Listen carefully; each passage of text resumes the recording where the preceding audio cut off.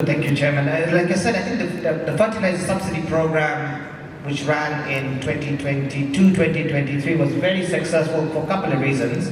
One, obviously, brought down the cost of fertilizer. As you know, 2022 and 2023 were extremely high prices of fertilizers.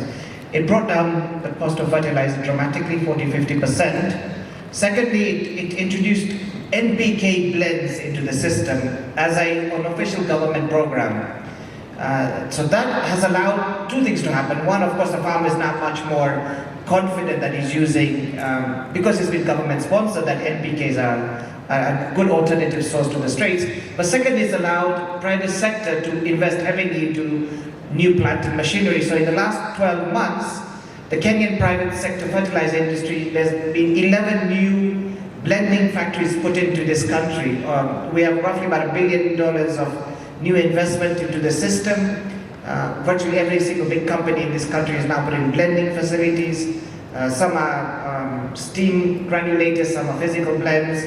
So it's allowed the private sector to, on the back of government encouragement, to put a huge amount of investment into fertilizer blending facilities, which then allows, of course, the private sector to be much more active in the blended market. We now have hundreds of agronomists.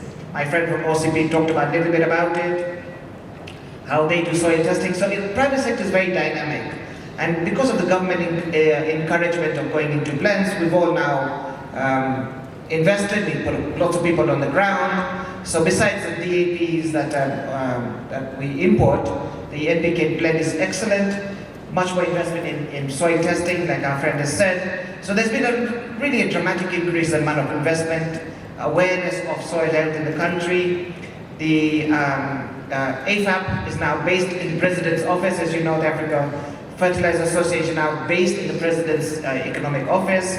So the government is taking the whole subject of soil health very seriously at the highest levels of government. So massive amount of investment, massive amount of discussion, thought processes, how to improve soil health. The interesting thing about Kenyan growing regions, only about 11–13% of Kenyan soil is arable. Of that, roughly 60% is acidic.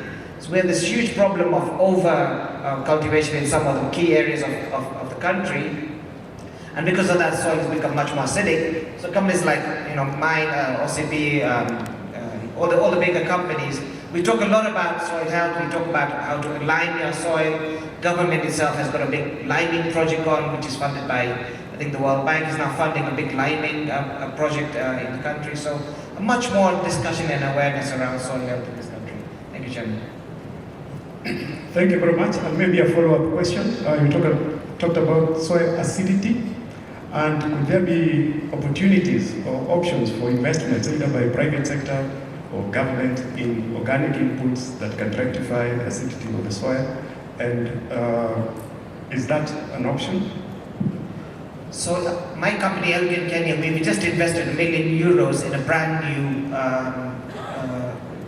lime granulation plant. So we now do, as you know, there is lime available in this country, but because it was in powder form, a lot of it was wasted when farmers used it. So my company has invested massively in a granulation factory, and a couple of others have also done the same. So there is big investment going on to of course, because the demand is there, to fulfill some of the demand of soil acidity.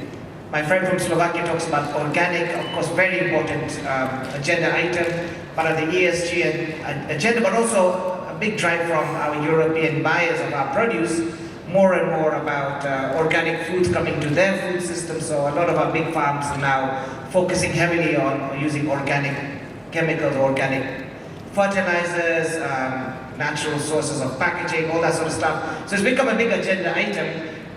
Traditionally, it was led by export markets in Europe and the Far and Middle East, but also the Kenyan consumer is much more aware, particularly after COVID, about what they eat. So there's a big debate in this country about, of course, what type of food, what goes into our food production.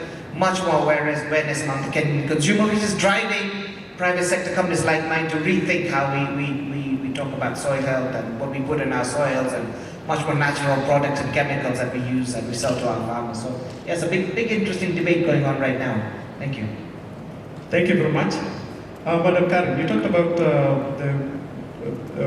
how OCD is doing a lot of soil testing and soil health improvement.